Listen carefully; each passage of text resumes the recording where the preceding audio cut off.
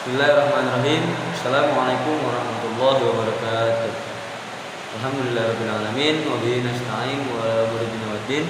Wassalatu wassalamu ala asrofil anbiya'i wal mursalin wa ala alihi wa sahbihi ajmain.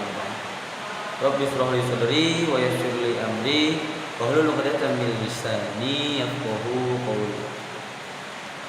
Baiklah, sebelumnya perkenalan kembali, nama saya Muslim Zakai Jidan dari Fakultas Dakwah Prodi Komunikasi Penyiaran Islam Universitas Perguruan Tinggi Ilmu Quran Jakarta. Saya di sini akan sedikit sharing-sharing dengan tema yang berjudul Asbabun Nuzul. Asbabun Nuzul. Pengertian asbabun nuzul menurut bahasa berasal dari kata bahasa Arab, yaitu asbab yang artinya sebab-sebab dan nuzul yang artinya turun. Maka dapat disimpulkan bahwa asbabun nuzul adalah suatu yang menjadi sebab turunnya satu atau beberapa ayat Al-Quran. Ada beberapa pendapat mengenai pengertian asbabun nuzul, yaitu yang pertama menurut Abdul Halim Al-Zarqani, asbabun nuzul adalah suatu kejadian yang menyebabkan turunnya satu atau beberapa ayat atau peristiwa yang dapat dijadikan petunjuk hukum berkenaan dengan turunnya suatu ayat. Lalu yang kedua, menurut Mana Al-Qatani, asbabun nuzul adalah sesuatu yang karenanya Al-Quran diturunkan sebagai penjelas terhadap apa yang terjadi, baik berupa peristiwa maupun pertanyaan.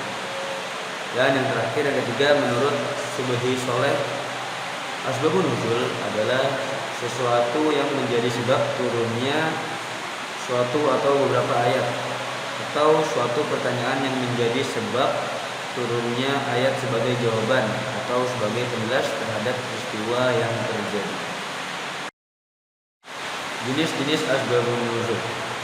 Yang pertama, jenis asbabun nuzul yang berupa peristiwa dibagi menjadi tiga, yakni yang pertama adalah peristiwa pertengkaran, seperti kisah turunnya surat Al-Imran ayat 100, yaitu yang bermula dari adanya perselisihan oleh kaum Aus dan kaum Kharaj hingga turunnya ayat 100 dari surat Al-Imran yang menyuruhkan untuk menjauhi perselisihan. Lalu yang kedua, peristiwa berupa kesalahan yang serius, seperti kisah turunnya surat An-Nisa ayat 43.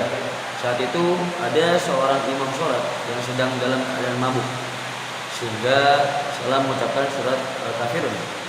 Maka turunlah surat An-Nisa dengan perintah untuk menjauhi sholat dalam keadaan mabuk. Dan yang terakhir, peristiwa berupa cita-cita atau keinginan, seperti contoh cita-cita Khalifah Umar bin Khattab yang menginginkan makom Ibrahim sebagai tempat sholat. Surat Al-Baqarah ayat 125 yang artinya, dan ingatlah ketika kami menjadikan rumah atau Ka'bah tempat berkumpul dan tempat yang aman bagi manusia, dan jadikanlah makom Ibrahim sebagai tempat sholat.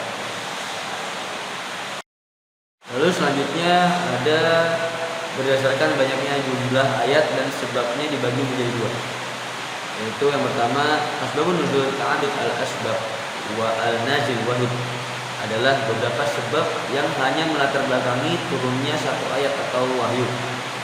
Ada kalanya wahyu turun untuk menanggapi beberapa peristiwa atau sebab, misalnya turunnya Quran surat Al-Ikhlas ayat 1-4. Lalu yang kedua, asbabun nuzul ta'adud al-nazil wa al-asbab wahid, merupakan satu sebab yang mendasari turunnya beberapa ayat, misalnya Quran surat Ad-Dukhan ayat 10, 15, dan 16. Asbabun nuzul dari ayat-ayat tersebut adalah ketika kaum Quraisy durhaka kepada Nabi Muhammad SAW. Manfaat mengetahui asbabun nuzul. Ada banyak manfaat mengetahui asbabun nuzul, yang diantaranya yaitu yang pertama, membantu seseorang dalam memahami kandungan ayat dan menghindarkan kesulitan yang ada di dalam ayat.